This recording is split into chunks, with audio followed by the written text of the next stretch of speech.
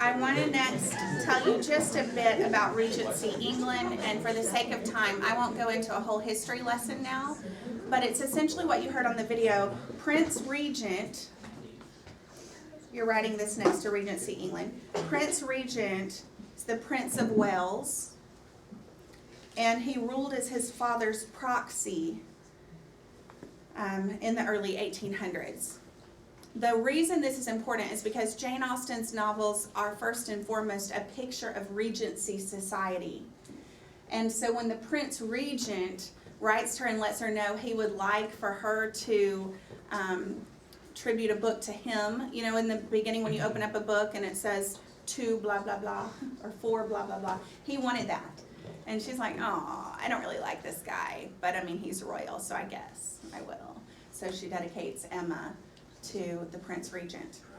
So she was quite famous during her time. Her works, I'd like for you to include Pride and Prejudice. That's the one that we'll be watching the movie and reading the book. Sense and Sensibility. If you like period films, you will enjoy that one.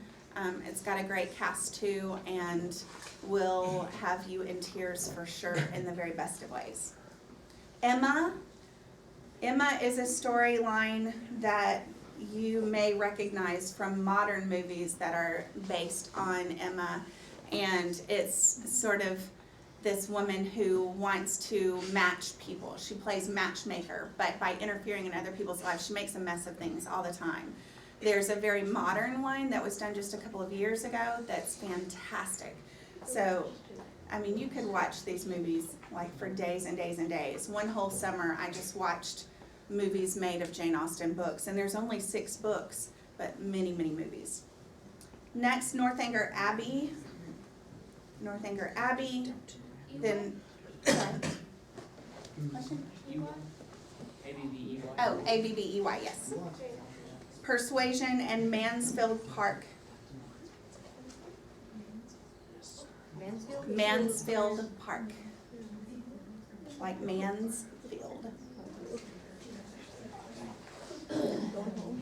Sir Walter Scott, whom you may have met in your history classes, he praised the realism of her novels. It is a very real portrait of society during this specific time. And each of them focus on that sort of lifestyle and culture. And it's just such a beautiful era, but in ways is kind of so trivial at the same time. And so Jane Austen really didn't approve of it, but she's wrapped up in it herself. But she never married at 41. She never had a family or anything. It's kind of sad because she was such a romantic. It's amazing that she could write about love with such knowledge, having never married. But she did love a man, but things did not work out so well for them. If you find her life fascinating, there's a really great movie called Becoming Jane. It is autobiographical, but it is also romanticized. So it's about her relationship with Tom Lefroy, and it is a super tearjerker. But I don't know, this period of time is so fascinating. I just want to give you a sense of what this has done in our modern culture. Today, in England, in September of every year, they have a huge Jane Austen festival, and people from all over the world pilgrimage to Bath, England, and they dress in Regency area costumes, and they have balls, and they discuss Jane Austen's works, and it's a thing. There's also an Americanized version of that, a Jane Austen Society here in the U.S., and they too host get-togethers, and everybody goes up there and they dress up and they ride in carriages, and it's like, you know, they have different themes or different novels they focus on each year. Yeah, that's where convention. If I can have your attention, we have 5 minutes remaining today. Yes, sir. Where is the one in the U.S.?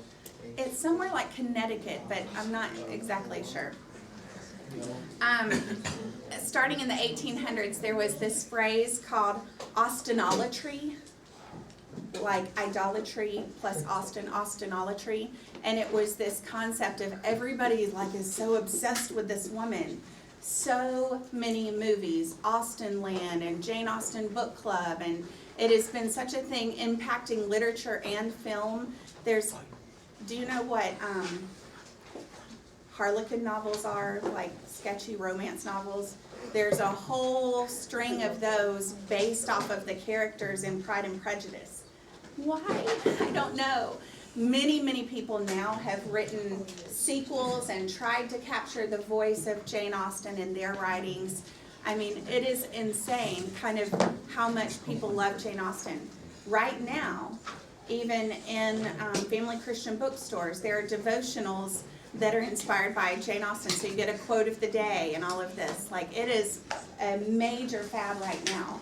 So I'm not kidding when I tell you 6 movies coming out in 2016 about Jane Austen.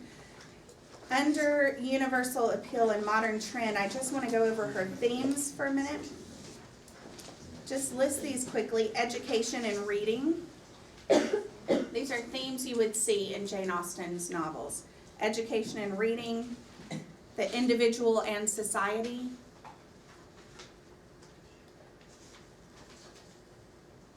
education and reading, individual and society, morality, politics,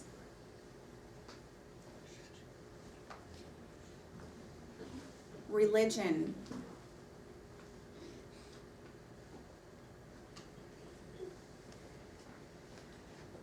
property and class, and gender.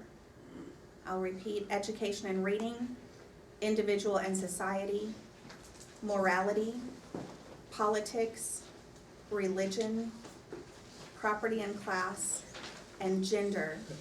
And I just mentioned some of the books and movies about her, but I'll make it, I don't know if you have seen Clueless.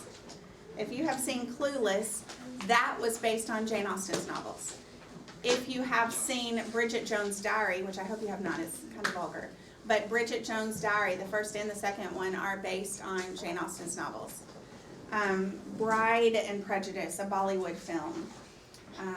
And like I said, Pride and Prejudice and Zombies coming up. So even things not called by the same title exactly are still tribute to Jane Austen and her works. If you get the fever of Jane Austen, then I'm happy to recommend other resources, movies, books that you might enjoy. And at the bottom of the page, the Best of Jane Austen Online, these websites are so much fun. Fanatics love to go here. There's quizzes and there's movies and there's bios and there's paper dolls, like all sorts of things. But I wouldn't have you reading Jane Austen if she weren't one of the most important figures in all of British literature. So I know that it may feel slightly woman heavy just because you're doing Bronte and Austen back to back, but everybody else that we're studying is a man. So these are 2 girls, but very, very different in writing style. What questions do you have?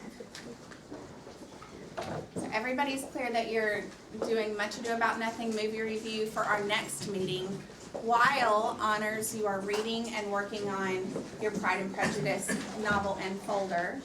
And then when we meet in February, you'll turn all of that in with your Pride and Prejudice movie review. Cool? All right. See you later. Have a good day.